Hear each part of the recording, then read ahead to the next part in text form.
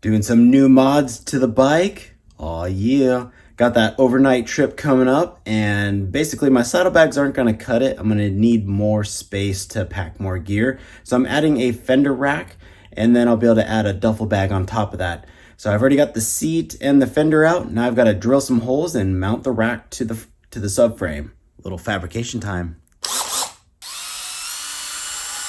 Ooh, I'm so excited. Got the holes drilled out, almost there of putting on the new cargo fender rack on the back.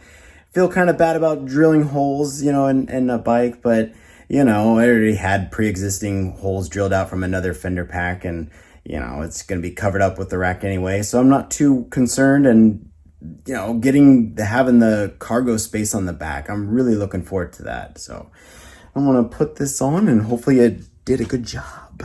Ooh, shiny. Turned out good. Can't even tell that there was extra holes in the fender originally.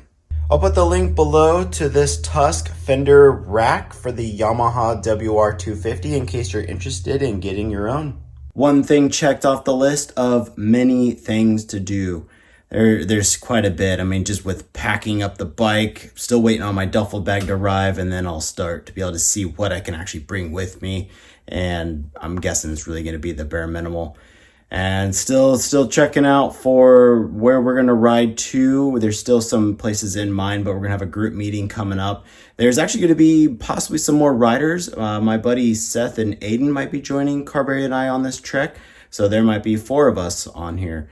But still lots more planning and packing, prepping, getting Adam really onto the dirt, getting him comfortable after that last ride of him falling quite a bit.